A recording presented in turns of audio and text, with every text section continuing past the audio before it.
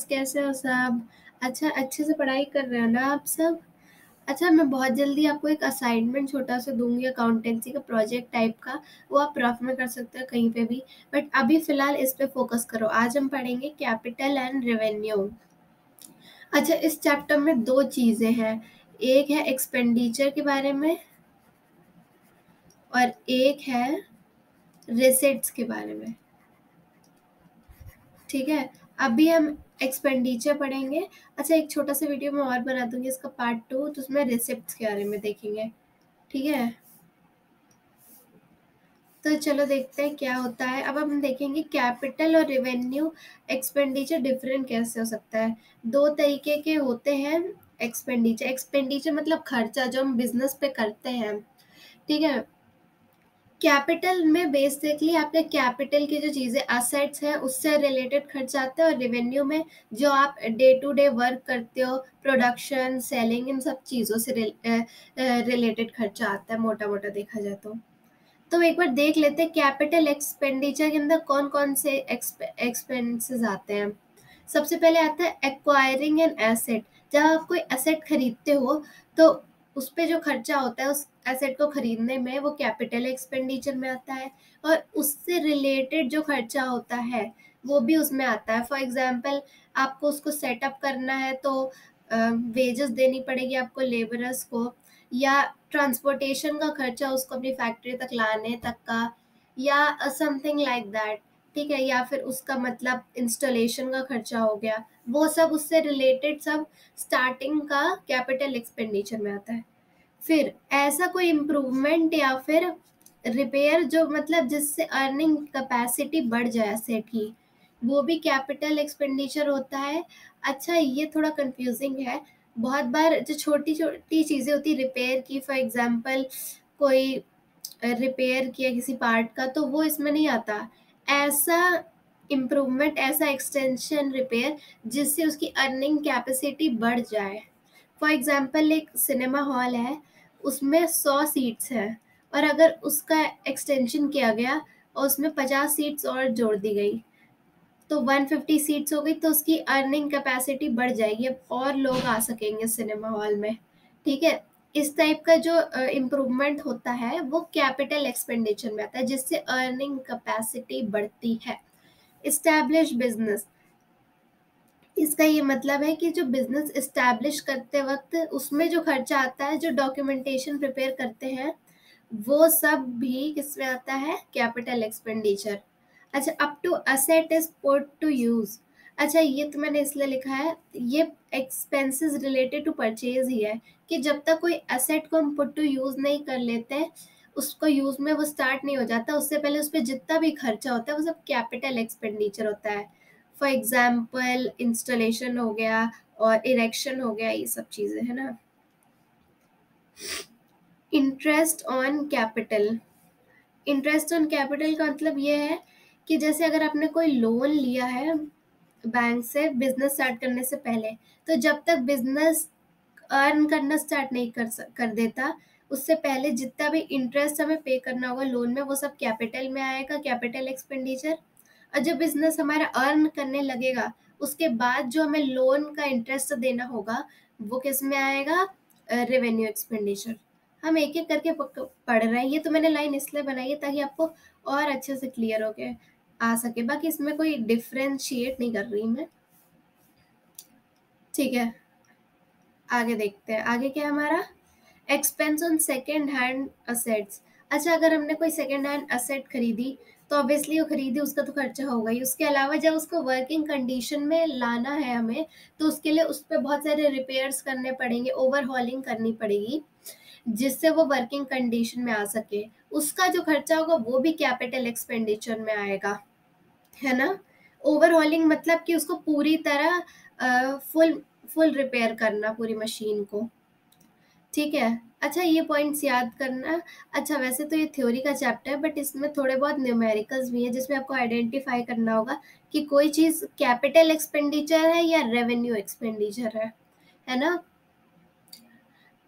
तो ये याद रखना है कि कैपिटल और रेवेन्यू में क्या डिफरेंस है। अच्छा, रेवेन्यू एक्सपेंडिचर देख लेते हैं। Day to day running. अच्छा, जो डे टू डे रनिंग होता है बिजनेस का, मैन्युफैक्चरिंग एक्सपेंसेस, ऑफिस एक्सपेंसेस, ये सब रेवेन्यू में आता है।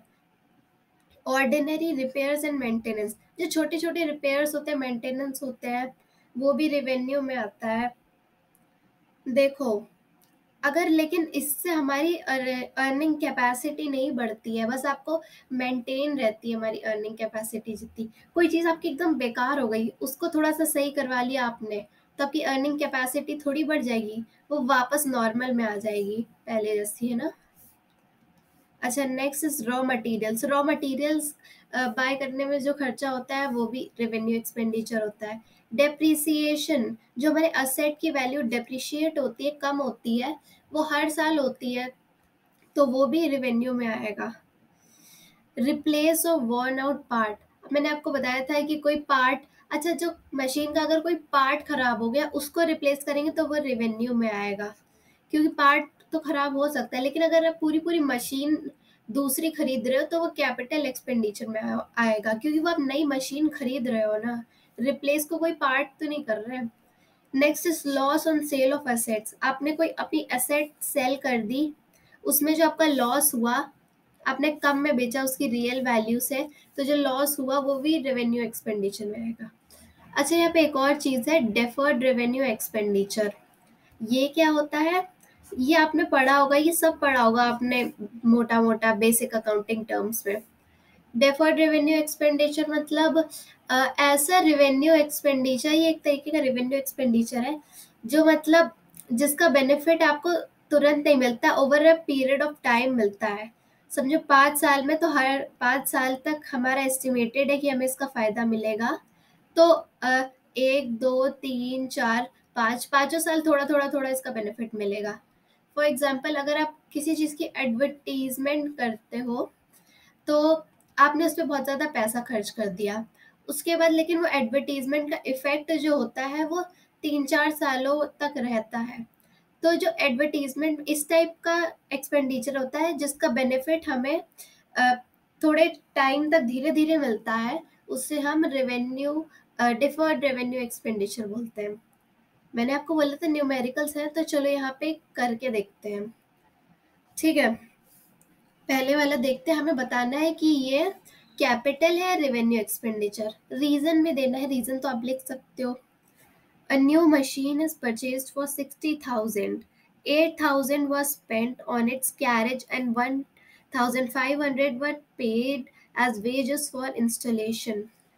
अच्छा, ये क्या है, अभी मैंने आपको बताया था एक्वायरिंग एसेट और एक्सपेंसेस रिलेटेड टू परचेज, ये सब एक्सपेंसेस ही हैं उससे रिलेटेड, अभी तक ये पुट टू यूज तो हुआ नहीं है।